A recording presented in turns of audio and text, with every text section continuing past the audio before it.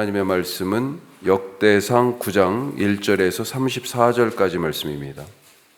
역대상은 1장에서 9장까지 아담으로부터 시작된 족보를 각 지파별로 또 다 기록하고 있습니다. 그리고 이 족보는 결국 10장에서 이제 사울 왕이 죽고 11장에 다윗이 본격적으로 등장하는 다윗으로 이렇게 이어집니다. 자, 역대상의 이 족보에 나오는 이름들 중에는 그런데 나라가 완전히 멸망하고 나서 바벨론으로 포로로 잡혀갔다가 돌아온 그런 후예들의 이름들까지 나와 있어요. 그러니까 언제 썼다고 볼 수 있습니까? 그 사람들이 지금 현재 이 역대기를 쓰고 있는 사람들이 그들의 이름까지 알고 있어요. 그 이후에 쓰여진 것이다. 그렇게 보는 게 타당하겠죠. 구약 성경에서는 우리가 지금 역대기가 사무엘상하, 열왕기상하, 사무엘과 열왕기가 원래 한 책이 하나씩이에요. 하나씩. 우리는 상하로 나눠 있지만 역대기도 상하로 우리가 구분한 거지만 한 책이에요. 역대기가 바로 열왕기 다음에 있어가지고 역사를 반복하는 것처럼 왜 똑같은 얘기를 또 한 번 더 썼지 이렇게 생각하는데 히브리 성경은 그 구성 자체가 율법, 모세오경이죠. 그 다음에 예언서라고 해가지고 우리가 역사에 대한 왕들 이야기, 사무엘, 열왕기 플러스 예언자들로 되어 있는 이사야, 예레미야, 느헤미야부터 예레미야, 에스겔부터 말라기까지 되어 있는 책이 그 다음에 붙어서 예언서예요. 그리고 마지막에 욥, 시편, 잠언 이렇게 해가지고 쭉 어디에서 끝나냐?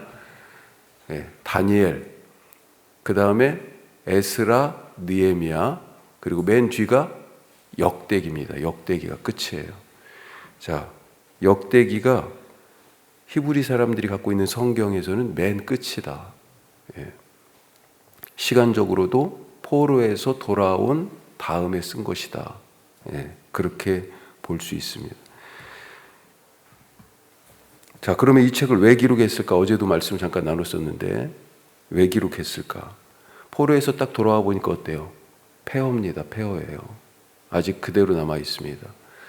주전 587년 그때쯤 남유다가 완전히 멸망했는데 돌아온 때가 첫 번째 1차 포로 귀환이 스룹바벨이 중심이 돼서 돌아오는데 주전 538년이에요. 약 50년 후에 돌아옵니다.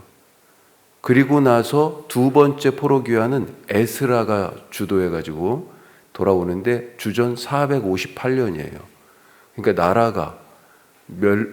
나라가 멸망한 지 100년이 훨씬 더 지난 다음에 두 번째 포로 귀환이 있어요. 첫 번째 포로 귀환하고는 약 80년 차이입니다. 특별히 역대기 내용을 잘 보면서 이 역대기를 썼을 거라고 생각되는 사람들은 이 포로에서 돌아온 사람들 중에 제사장 그룹이었을 거다. 예배에 대한 얘기, 성전 얘기가 엄청 많이 나오거든요. 그런데 그 제사장 그룹의 핵심이 누굴까 생각해 보니까 에스라 아닌가 이렇게 생각을 많이 합니다. 사람들이. 만약에 그때 쓰였다라고 그러면 엄청나게 사실은 포로 나라가 망한 다음에 훨씬 더 시간이 한참 많이 지난 다음에 쓴 거가 되겠죠. 그러니까 그들 입장에서 그때 당시 당면하고 있는 문제를 생각해 보면 뭐가 중요한 문제겠어요. 딱 왔더니 이 공동체가 회복돼야 되는데 새롭게 공동체가 재건돼야 되는데 정체성을 가져야 되는데 어떻게 하면 공동체가 새롭게 되고 하나님 나라 하나님의 백성으로서의 정체성을 회복하고 이들의 미래에 희망이 있을 수 있겠어요? 세 가지 질문이 있습니다. 세 가지. 하나는 신앙의 회복. 그게 뭐예요? 성전 중심. 그래서 역대기는 열왕기에 비해서 이 성전에 대한 얘기가 훨씬 더 강조돼서 많이 나옵니다. 예를 들면 다윗이 잘 성전의 재료를 준비하고 또 하나님으로부터 소위 성전 설계에 대한 내용들을 받고 하는 부분들이 열왕기에는 없어요. 그래서 성전 중심, 예배 중심이라고 하는 부분들이 강조되고 또 한 가지는 나라가 지금 망한 거잖아요. 그래서 갖고 있는 희망이 뭡니까? 옛날에 우리도 잘 나갔었는데 이런 게 있잖아요. 언제예요? 다윗 때, 솔로몬 때. 그래서 다윗과 같은 그걸 다 투사해가지고 다윗과 같은 임금, 메시아에 대한 소망이 담겨져 있어요. 따라서 역대기에서는 열왕기에서는 다윗 이야기나 솔로몬 이야기를 할 때 그들의 약점, 잘못한 부분들을 그대로 다 기록하고 있거든요. 그런데 역대기는 그런 얘기 없습니다. 다윗이 간음하고 살인하고 했던 얘기 없어요. 솔로몬이 마지막에 우상 숭배했던 얘기 없어요. 왜? 지금 다윗과 솔로몬 같은 그 세대를 다시 이루어야 되거든요. 그리고 그 메시아의 전형으로서 다윗과 같은 사람을 제시하기 때문에 그런 얘기가 없습니다. 또 한 가지, 완전히 12지파가 지금 깨진 거잖아요. 더군다나 북이스라엘은 먼저 망했어요. 그리고부터 140년 후에 남유다가 망한 것입니다. 그로부터 또 그만큼의 시간이 지나서 지금 이 역대기를 쓰고 있는 거예요. 그리고 완전히 12지파 공동체는 와해된 상황입니다, 사실은. 그런데 우리가 회복이 된다면 어떻게 회복되어야 될까라고 할 때 온전한 12지파로 회복되어야 한다라고 하는 소망을 담아서 지금 명맥만 겨우 유지하고 있는 그런 지파들의 이름들까지 앞에 족보에 다 일일이 기록한 것입니다. 자, 그런 개념을 가지고 우리가 이 9장 말씀을 조금만 더 들어가 보겠습니다. 첫 번째로 우리가 생각할 것, 포용하는 공동체가 되자. 포용하는 공동체. 지금 말씀드렸지만 이들이 재건하려는 공동체는 어떤 모습이었을까?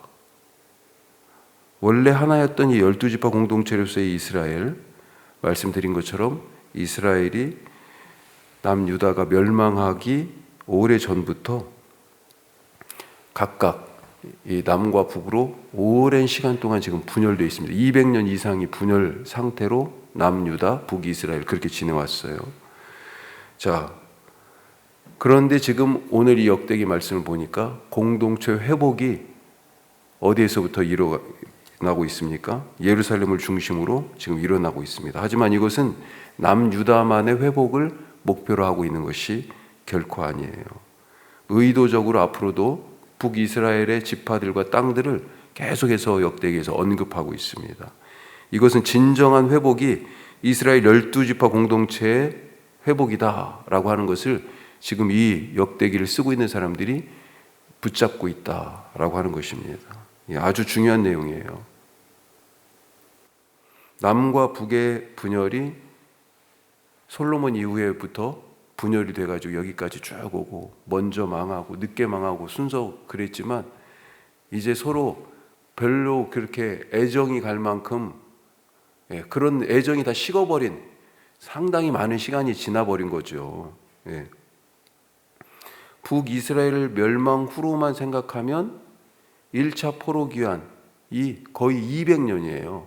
자, 나라가 망하고 북쪽 이스라엘 한번 생각해 보세요. 나라가 망하고 200년이 지나갔어. 기억하겠습니까?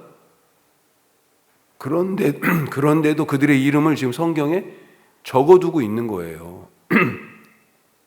더군다나 이 북쪽 이스라엘 사마리아 중심으로 한 북이스라엘의 땅에서는 어떤 일이 일어났어요? 나라 망하고 아예 그들을 그냥 뽑아가지고 나무 뽑듯이 뽑아가지고 다른 땅에 갔다가 옮겨버렸고 이 12지파 중에 10지파가 그 북쪽 이스라엘인데 그들을 뽑아서 옮겼잖아요. 그리고 다른 알지도 못하는 이민족 데려다 거기다 살게 했고 그러니 사실은 저 사람들은 이제 우리 사람들 아니야. 맞아요? 맞아요. 이스라엘 사람들이 아니었죠. 하지만 그 땅은 하나님이 주신 땅이었잖아요. 그렇죠. 남쪽 사람들 입장에서는 더 이상 북쪽 땅 거기에 사는 사람들은 우리랑 같은 민족 아니고 이스라엘 자손이 아니다 생각할 수도 있었겠지만 잃어버렸던 어디로 뽑혀서 옮겨갔는지 잘 모르지만 그들이 지금도 여호와 신앙 갖고 있는지 모르지만 그 뽑혀갔던 사람들 또 뿔뿔이 그렇게 흩어지고 잊혀졌던 그 이름들을 다 끄집어내서 우리가 함께 새롭게 건설할 공동체에 이들이 같이 함께 해야 한다라고 하는 것을 기록하고 있습니다. 그들을 배제하지 않고 포용하고 있다 하는 것이죠. 어려운 일을 겪을 때 서로 의견이 나뉘고 행동이 대립되기 마련입니다. 어느 사회든지 서로 똑같은 말을 하고 똑같은 의견을 갖고 그렇게 살아온 사회는 인류 사회에 없어요. 그리고 그런 사회는 불가능하죠. 서로 다를 수밖에 없는 그런 의견과 문제 해결의 방법이, 사건을 보는 관점이 다른 게 당연한 거죠. 하지만 좋든 싫든, 잘했든 잘못했든, 나하고 맞든지 틀리든지 일이 마무리가 되고 공동체가 새롭게 출발할 때는 지난날의 과오들을, 지난날의 다름을 품어 안을 수 있는 그런 마음들이 필요하다. 딱 지금 우리나라가 지금 새롭게 또 출발하는 그런 시점인데 이런 자세들이 더 요구되는 거 아닌가, 그렇게 생각합니다. 그래서 대통령이라는 말이 이번에 그 선거가 끝나고 그런 걸 들었는데 맞는 얘기 같아요. 크게 하라는 명령이다. 국민들을. 그런 일들이 이 땅에서도 일어날 수 있기를 간절히 바랍니다.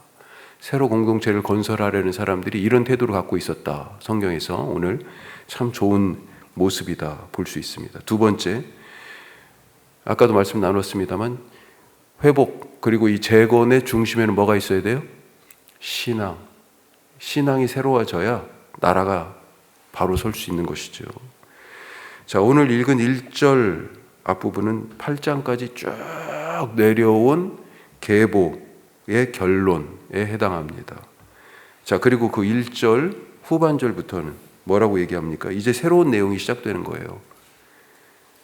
자, 먼저 9절까지 예루살렘에 거주하는 사람들에 대해서 얘기하고 있어요. 그리고 10절에서 16절까지는 제사장들에 대해서. 그렇죠. 자, 잘 보세요. 예루살렘에 사는 사람들만 지금 얘기했고요. 그 다음에 제사장들에 대해서 얘기를 해요. 그 다음에 17절부터 뭐가 나와요?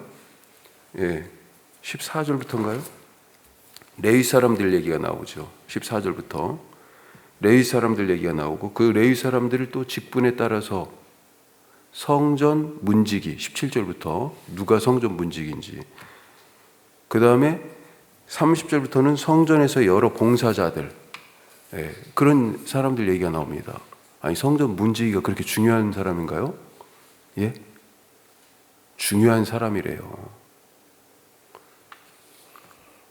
느헤미야서에서도 알다시피 포로에서 돌아온 사람들이 어떻게 공동체를 세워나갔는지를 기록하고 있는데, 오늘 읽은 9장의 기록들이 느헤미야 11장 내용들하고 상당히 많이 평행한 그런 부분들이 있어요.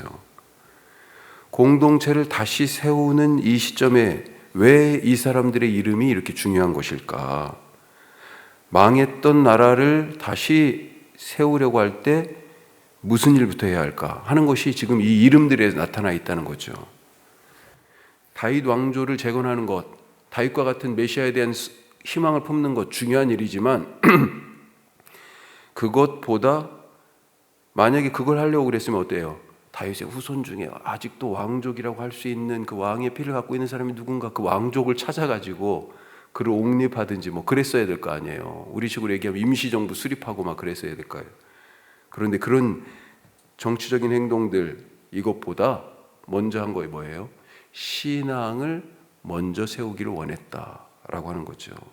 공동체가 다시 서는 일은 신앙에서 시작된다는 것입니다. 이들은 나라가 멸망하고 백성들이 포로로 끌려가고 살던 땅이 폐허가 된 이유를, 그래서 그 소망을 담는 첫 머리에 그 이유를 신앙에서 찾았습니다. 자, 1절 후반절 한번 보겠습니다. 자, 1절 앞부분까지는 그동안 8장까지 쭉 내려오던 이 족보 이야기의 결론이에요. 그리고 나서 자, 유다가, 여기서부터 같이 한번 읽어보죠.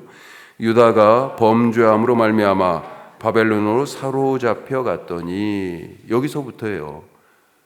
이제 새로운 공동체를 희망하는 이 시작을 하는데, 지난날에 대한 반성, 공동체가 왜 멸절의 위기를 맞았는지를 분명하게 얘기합니다. 이 중요한 관점이에요. 우리는 일이 잘못됐을 때 그것을 어떤 문제로 봅니까? 과연 신앙의 문제로 보고 있습니까? 자기들이 지금 갖고 있는 이 문제가 어디에서 왔다고 그래요? 신앙 때문이다. 신앙의 문제였다라고 그렇게 지금 진단하고 있는 것입니다. 사업이 잘 안 되고 자녀들이 문제를 여기저기서 말썽 부리고 내 삶이 막 뒤죽박죽일 때 그런 것들의 근본 원인이 하나님과의 관계 때문에 신앙 때문이다 라고 하는 것을 아는 사람이 그 문제도 풀 수 있는 희망이 있는 것입니다. 공동체 재건을 꿈꾸며 신앙을 회복하는 사람들의 중심에 그래서 뭐가 있어요? 성전이 있어요. 그래서 성전 문지기, 성전에서 일하는 사람들, 제사장과 그 다음에 성전 여러 잡무들을 하는 레위 사람들이 그래서 중요했던 거예요. 특별히 그들의 이름을 적은 것입니다. 성전이 중심이 되었다는 것, 이것은 예배가 중심이 되었다는 것이고요. 예배가 중심이 되기 위해서는 예배를 드리게 하는 사람들이 중요했던 거예요. 그들을 먼저 세워야 했던 것입니다. 또 예배를 드리는 성전이 있는 예루살렘이 중요했던 거예요. 그래서 예루살렘에 사는 사람들의 그 가문들을 지금 적어놓은 것입니다. 따라서 오늘 말씀에 누가 예루살렘에 살았는지, 성전에서 일하는 제사장과 레위인들, 그리고 그들을 돕는 봉사자들은 누구였는지 그 이름이 중요했던 거예요. 우리가 가정을 세우고 우리 자신을 세우고 우리 자녀를 세우고 교회를 세우고 그리고 이 나라를 세우고 이 땅에 결국 하나님 나라가 서게 하는 일의 출발 어디에 있습니까? 신앙의 회복에서 예배가 중심이 된 삶의 열쇠가 있다라고 하는 것을 잊지 마시기 바랍니다. 기도하겠습니다.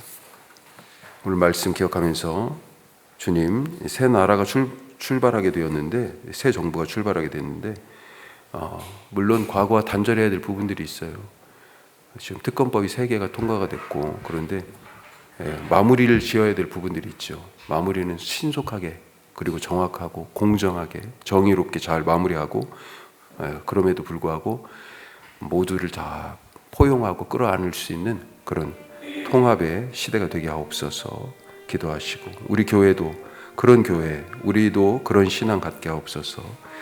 또 한 가지 예배가 중심이 된 성전 중심의 하나님 중심의 신앙, 나의 삶에 문제들이 있을 때 그것의 문제의 근본 원인이 하나님과의 관계에 달려있다 하는 것을 깨닫고 그 주님과의 관계를 바로 세워나가는 신앙 중심의 그런 문제 해결을 해나가는 사람들 되게 하옵소서 기도하실 수 있기 바랍니다. 더불어서 우리 당면한 교회에 여러 일들이 있습니다. 이제 이번 주일부터 청지기 학교 새로 일꾼으로 세워진 분들을 훈련하는 일이 시작되고 그리고 아웃리치 봉사자 모집이 있고 또 훈련이 이어집니다. 주님, 이 모든 과정 주님께서 지켜주시고 우리 특별히 어린이부, 청소년부, 여름 사역 그리고 우리 부서의 부흥을 위해서 기도하시길 바랍니다. 기도하겠습니다.